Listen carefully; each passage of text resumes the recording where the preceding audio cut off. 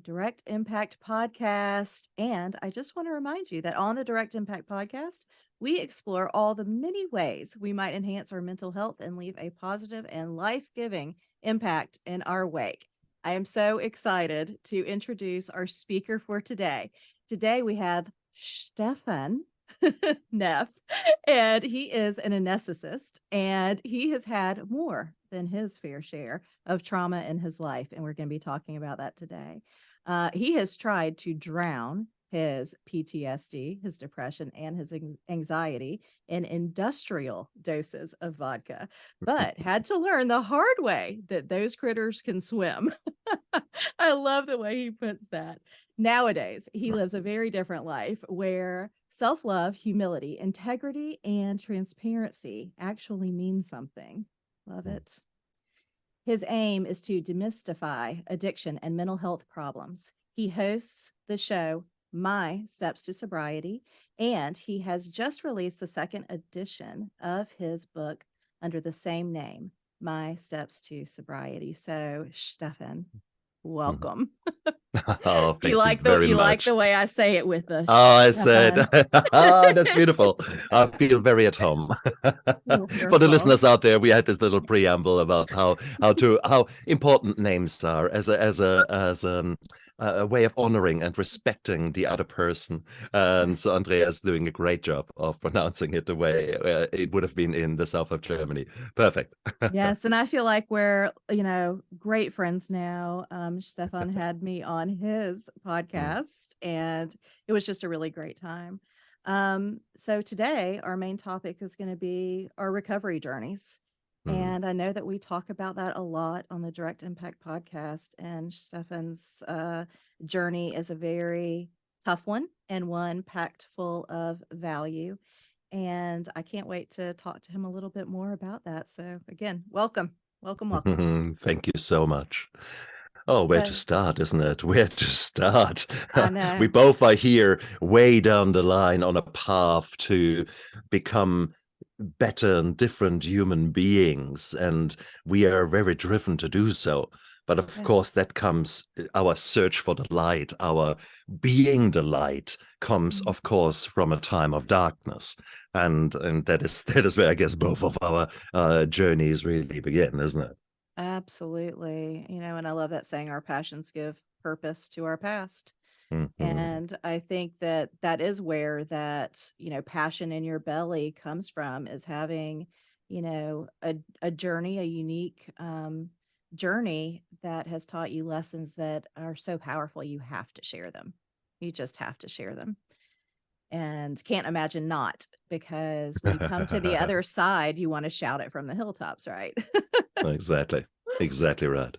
So I have some questions for you, and I'm very interested in digging a little deeper. I know in the introduction, I talk about, your post-traumatic stress, depression, and anxiety, that you were drowning in vodka, right? Can you tell me a little bit about what you were drowning and how you climbed ashore? That's a nice way of putting it, climbing ashore. Okay, that's a lovely thing. I will work on that in a moment. Oh God, where to start? Ultimately born on the wrong sides of the track. Single mom working her guts out, being there for a latchkey child, maybe not having great male role models. Trying my best. Mediocre kind of student. And then in my early teenager years, I became the victim of a gang assault. Just wrong place, wrong time. But it completely changed the way I was seeing the world and I was living.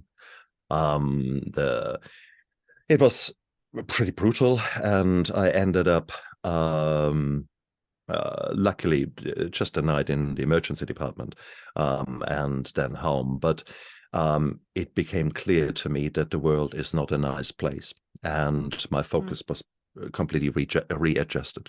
I remember sitting bleeding, getting into a tram, sort of a train, kind of local train in us, and not a person was helping me.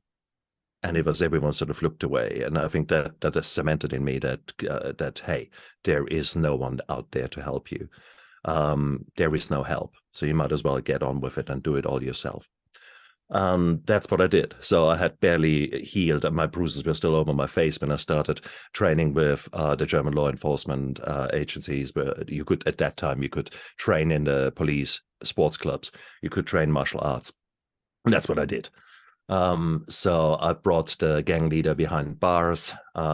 He threatened to kill me on his release 3 years later. And I thought, okay, I've got 3 years now to turn into Rambo, which I did. And it was an amazing journey, both physically as well as mentally. So there was a lot of growth there, but it was a pure survival growth. It was a pure, I mean, I became the proverbial fighting machine. And I was constantly looking over my shoulders, constantly, because I expected and something happened every moment. So it was quite a dark time during that time. Alcohol had not yet come onto the scene. I was so focused on my schoolwork and then my training after school and on the weekends. So part of that also not having much money, I would often work 3 days a week plus school plus training, etc. So there was not much time. And then I ended up in university. As it turned out, from mediocre, I became actually very keen to learn, and I got addicted to learning and addicted to throwing myself into work much earlier than probably I did become addicted to other things like the alcohol. So I was a workaholic long before I was an alcoholic. So but then I went into the university, and it was freedom. And several things happened at the same time. I realized that there's the guy I brought behind bars. He will never find me. I was in a different town. There was no chance that he ever will get me. Secondly, I discovered girls. Thirdly, I discovered alcohol. And now there was this freedom there in me, and I lived it up to the fullest. The alcohol helped me tremendously to come out of the darkness. It was such a warmth that came over me, such a joy that came out of me. I was singing, I was playing the guitar in the middle of everywhere in town or whatever. I had a great time. And that disinhibition, of course, attracted the girls like moths to a flame. So it was good. And having friends who were equally of the same league, we had a fantastic time. So I had a wonderful, wonderful time at university. And alcohol was part and parcel of it. That was the 80s and 90s. Alcohol in Germany is ubiquitous. It's all part and parcel of it. And it was still a friend then. But then down the line, of course, whilst it was all so pretty, I still was escaping. Now, it wasn't clear at that time. I was still never addressing the fears, the issues that were plaguing me. I had a very big mouth. I had a very big ego. I was probably quite a dick. But it actually worked out for me. I had the nicest girls. I had a great time. I became a good doctor.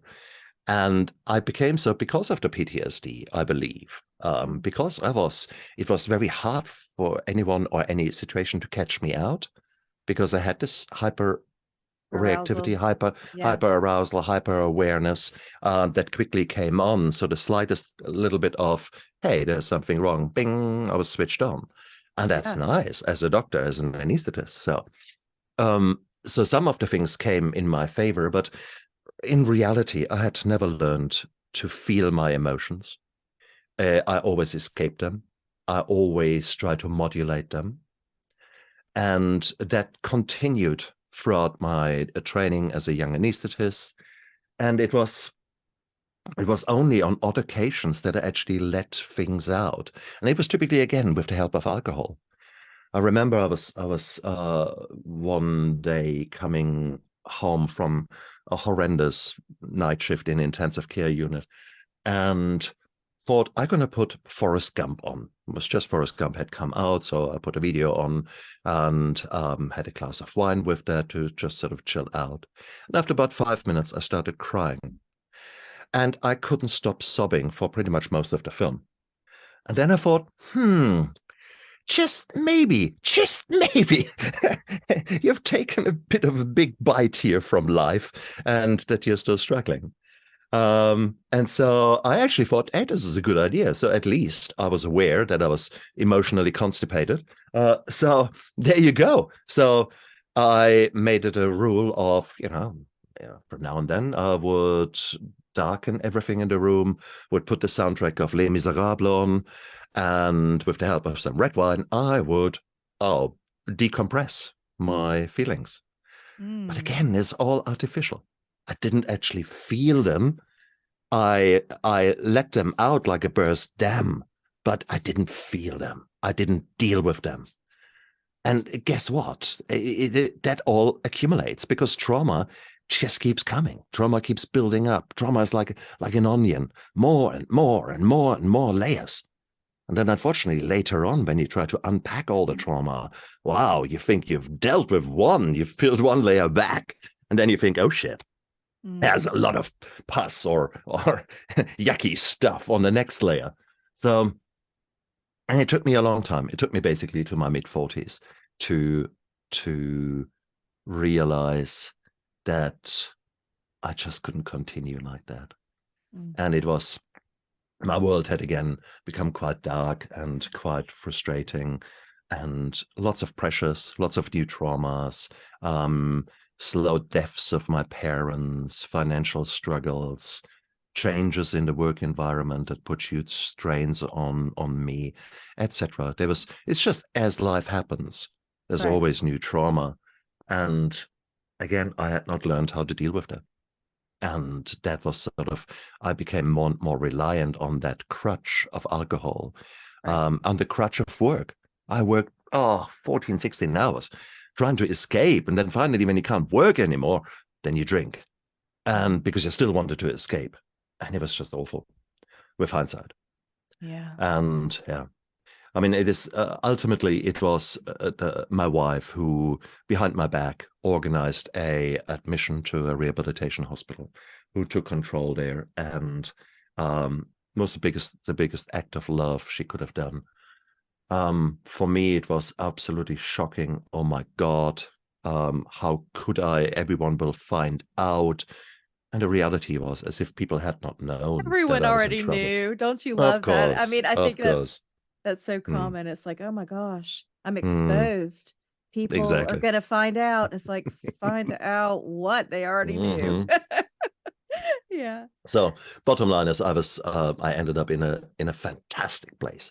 This place is no longer around, unfortunately, the Capri Rehabilitation Hospital in Auckland in New Zealand. But it was run by ex-addicts. I think that was the first realization that everyone who was helping me was actually an addict themselves. And that was mind-blowing to me, because in my mind, I thought I'm all alone. No one could have ever suffered from the trauma that I have suffered from. No one could ever experience how bad I felt, the guilt, the shame, all the negative emotions that were riding me like bloody a mad chimpanzee riding a donkey.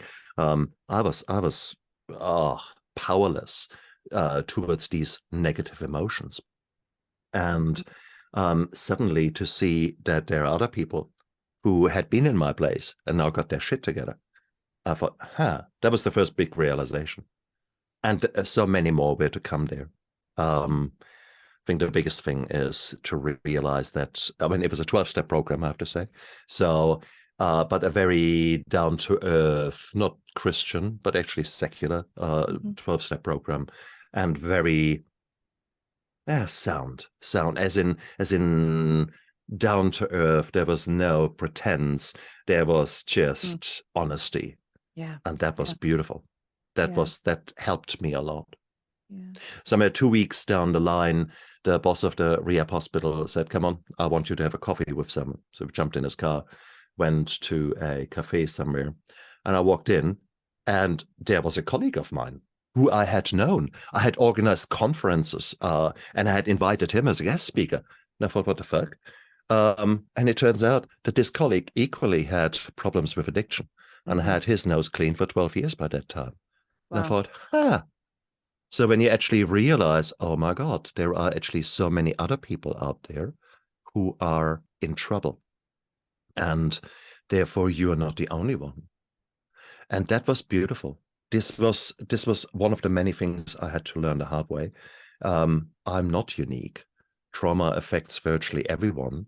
Many of us are experiencing depression, suicidal ideation, anxiety attacks, PTSD or PTS. It's nicer to put it like that, post-traumatic stress, because it's not really a disorder. It's post-traumatic stress. It's a very logical thing actually to happen.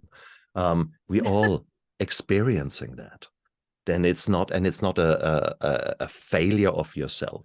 It's not a weakness, a moral dilemma, however you want to call it, a law enforcement issue. No, it is normal. And it's actually getting more normal. And I think that is what we need to address out there. And that's why I love your show, Andrea, and your ability and your willingness to go out there and speak honest about that, bringing people like me in, and vice versa, me bringing people like you on, because we need to shout it from the rooftops. It's normal for you to be fucked up. It's normal for you to have maybe not the best coping mechanisms, maybe not the best ways of dealing with stress and negative emotions. So that is normal. And it's getting more normal now. I mean, the last figures I read were just nuts. Like something like about a third of teenagers in the United States have had multiple suicidal ideations in the last year. And previously the number was about 6 or 7%. And now that has gone up. The amount of young women who are diagnosed with anxiety disorder, again, I read something like 20%, but I think that is much higher now. And these are labels, not just labels, these are states that people permanently live in, and a constant activation of fight and flight. And no surprise that then messes around with your gut, messes around with your hormones, messes around with your immune system. And then suddenly out of that, you develop pain states, the fibromyalgia, the many, many other medical diseases that are directly linked to lifestyle. And we're basically our own worst enemies. And I was that. I lived that life for such a long time. And it's crazy. It's absolutely crazy. But the past does not equal the future. I think that is so powerful. Listen again to that. The past does not equal the future. That's right. Over the last 8-9 years, I've gone on a journey of self-discovery, of regrowth, rebirth, of trying to figure out who I want to be when I grow up. And part of that journey was very much a nutritional aspect, because as addicts, we are not necessarily known to have the best nutrition, okay? You sort of sprinkle a bit cheese on your wine, and that's what you call dinner, okay? So come on. So the very first thing that will happen in rehab, that someone actually is pumping you full of vitamins and fluid. It's called detox. And then once you're actually off the shit that you had been abusing, you then can start making changes. But you're probably pretty much depleted from a nutritional value, very much like a woman who has just given birth to triplets. Can you imagine how sucked dry she is of all the vitamins and things like that? Well, you have done that yourself with the drinking. So therefore, that was beautiful. So I changed I lived healthier. I fought. But then 3-4 years down the line in my recovery, I still felt tired and felt lousy. And I thought, is that it? Is that my life now? Am I getting old? What's the story? And I had forever sent patients to a nutritionist that I worked with. And one day I said, come on, Ben, here is my money. Just take me apart, see what we can do. And we did some interesting testing, etc. And it turned out that really I had done a good number on my liver and on my gut itself. Sure. The liver was slowly getting right. The gut still had a lot of trouble. And this was not something I was aware of at that time. So we did some allergy testing, food allergies, and I was allergic to a beautiful German breakfast. German breakfast, some lovely bread or roll, some butter, cheese, egg. Yummy. Give it to me any day. And I was allergic to all of them. And I thought, oh, shit. So my nutrition changed. And suddenly, guess what? A lot of things changed. 2-3 months later, little pains here or there were gone. My hay fever, much better.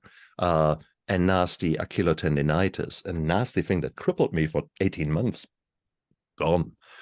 So a lot of things changed then when I started paying attention to nutrition. So I realized, hang on, there is such an important link between my brain that needs a lot of work. And that is where 12-step systems or a similar kind of mindfulness approach or scientific approach to mental health comes in. But also there's all the other aspects, all the important bits that really make you whole. And that is the nutrition.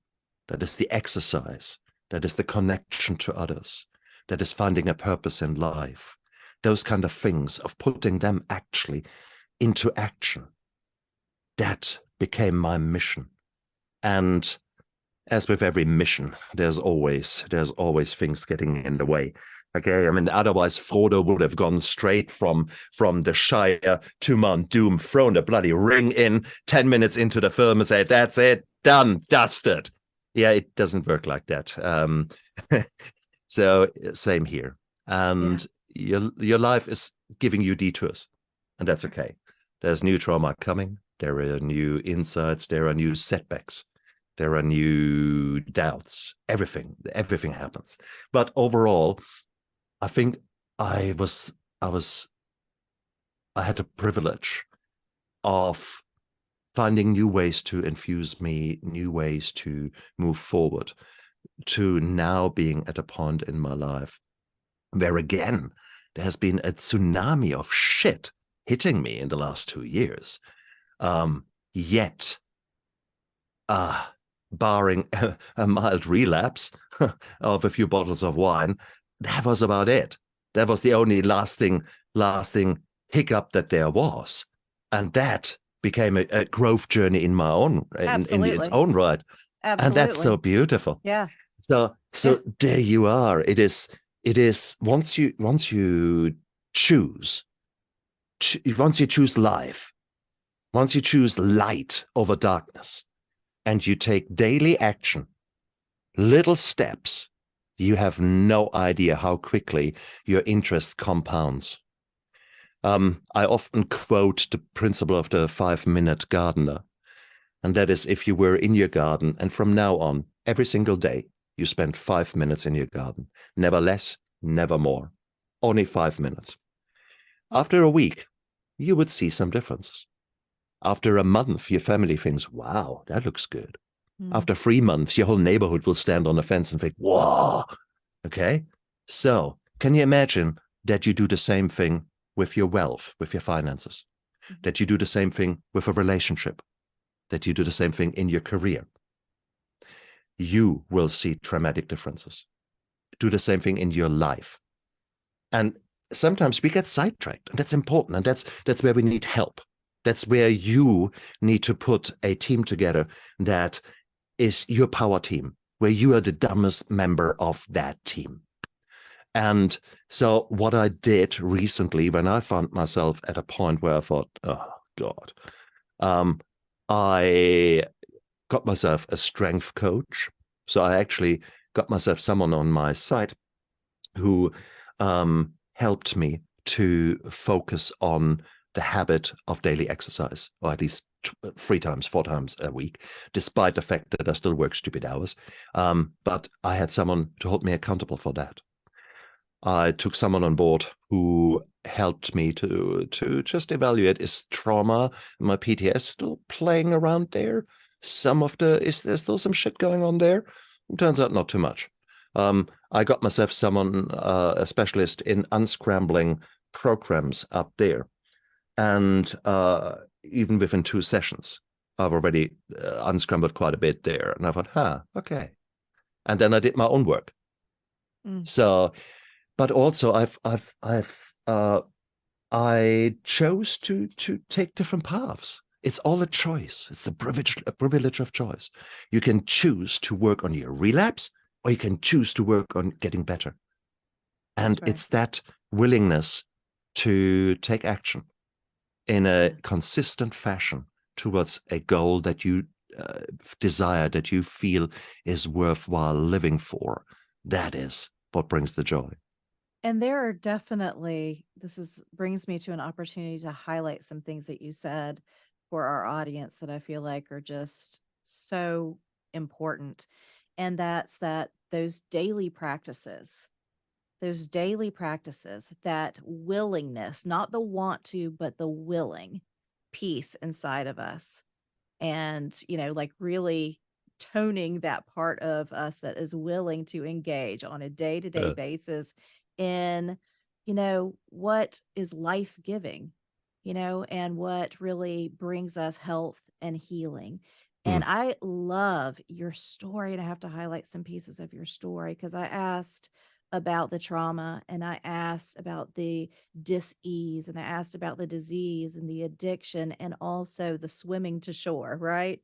And I want to highlight that negative core belief that was instilled in your trauma, that negative core belief where, you know, being assaulted that way is so traumatic, and it definitely changes your lenses, as you said. But that negative core belief you identified as nobody's coming to my rescue, nobody is going to help me, and I am all alone.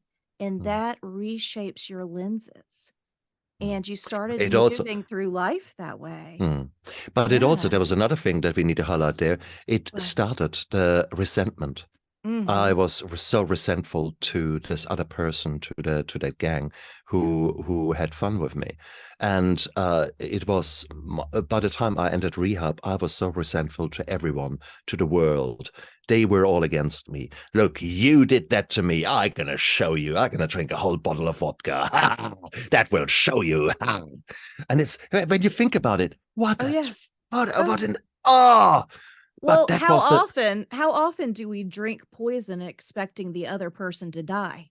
exactly touche. Which is Absolutely. exactly what we do, and we call it Mm, not just PTS, but it's mm, post-traumatic embitterment.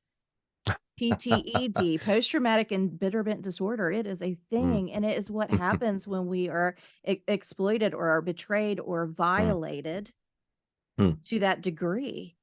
mm, And it is very hard to come out of that without developing resentment and then embitterment mm, and then mm, medicating that to the degree that we are injuring mm, ourselves, hoping that the mm. other person's going to feel a bit of that pain, and they don't, but Touche. I just absolutely, I love that you're able to highlight because we talk about those negative core beliefs and how they get instilled in those traumatic moments, and Mm, how part of unpacking that, identifying those negative core beliefs and unpacking them so that we can move into a place of release and resolution when it mm, comes to that trauma, so that we no longer have to, you know, hold on or harbor negative emotion to feel mm, safe.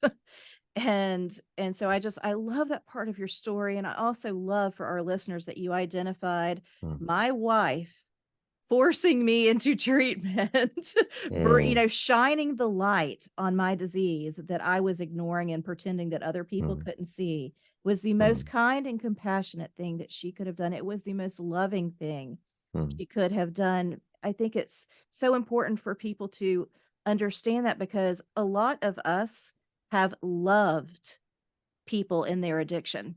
Not loved their addiction, but mhm, loved the people in them. And I need them to hear that it is okay to shine a light on it. It is okay. And And I strongly believe we need to be open and honest about it.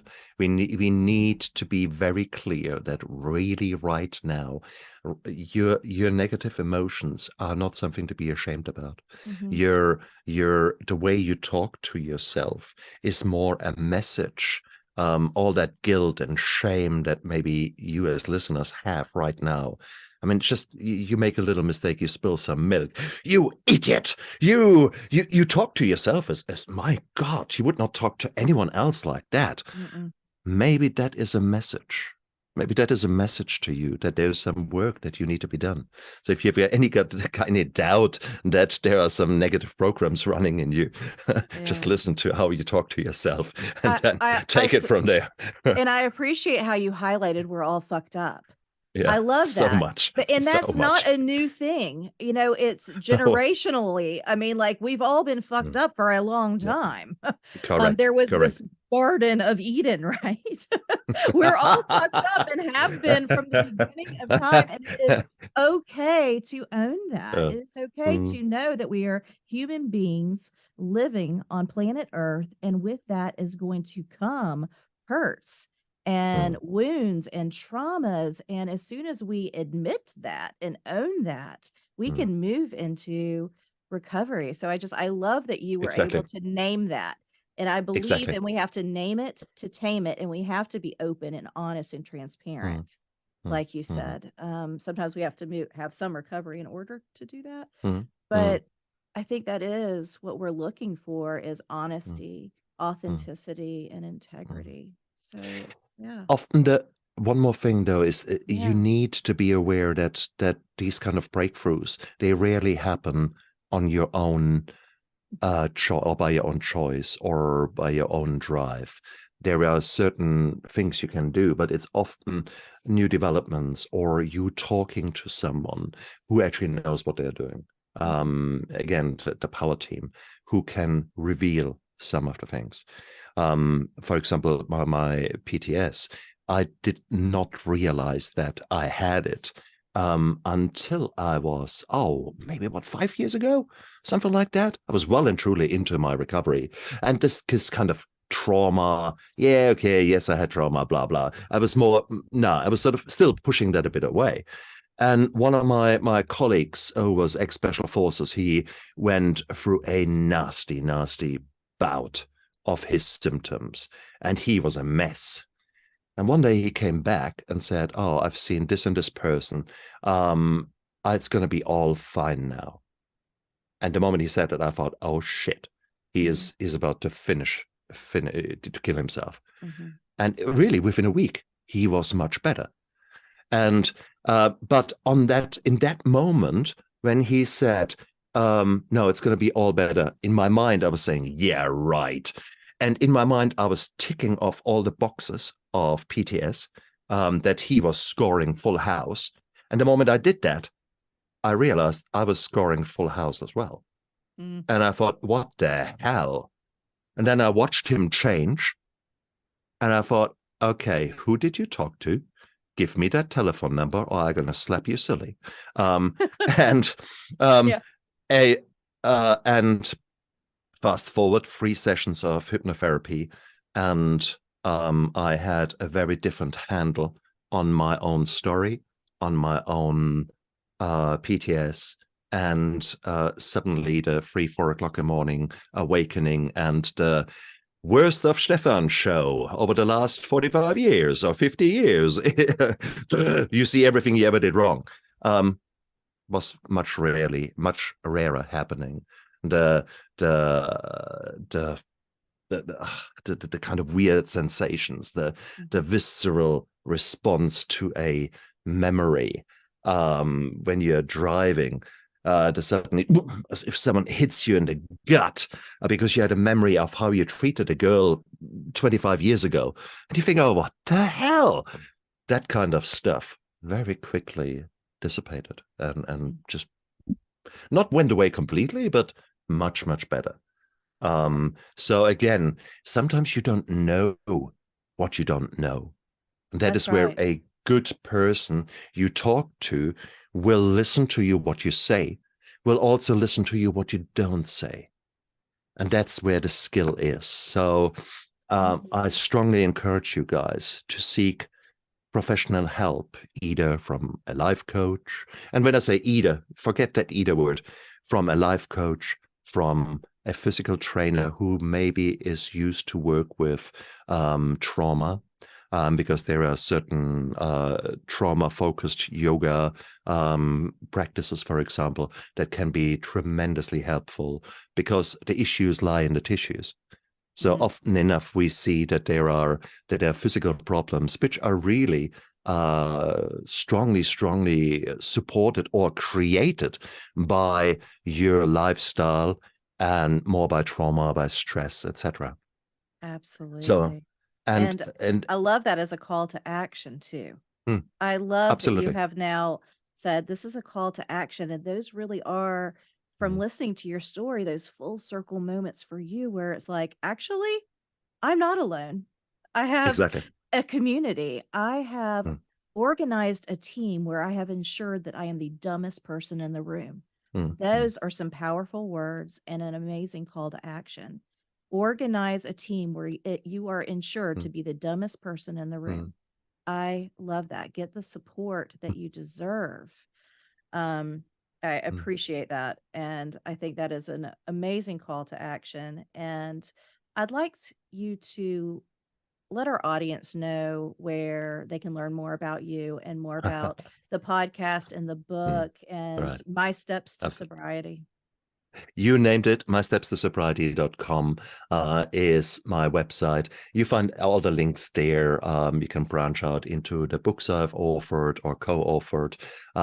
We've got we have got My Steps to Sobriety. If you hold fire for a bit, the second edition is just being revamped into the third edition, so that should come out really 2 months, 3 months now as the new and improved version. So hold fire a bit, but you will find it there, and you will find the link on my website. I've written a children's book, Esme the Mindful Mouse, because I believe that it's easier to actually teach children to be strong human beings than to repair broken adults. So if you want to have some beautiful time with your little ones, perfect. Oh, I Um, love that. Yes, Depression yes. Light to me, a compilation of stories by 14 female storytellers from all walks of life about the way they have experienced their depression and the lies that their disease has told them. So these are some of the books I've written, but bottom line is, it is, I just invite you all to come along onto a journey. Some of you might have a story to tell, so check my website out and maybe become a guest on my show or on Andrea's show. It is share your insight, share your lessons you had to learn the hard way. And there is such a beautiful journey waiting for you when you actually explore this. And if my website and if my show, My Steps to Sobriety, if my social media can help you, then please feel free. Subscribe to Andrea's show. If you haven't already done, like and subscribe. Okay, don't be shy. Press the buttons, and then head over to My Steps to Sobriety and check me out. And like and subscribe and see where this takes you. Yeah, and We we are both have going. got. So, ladies first.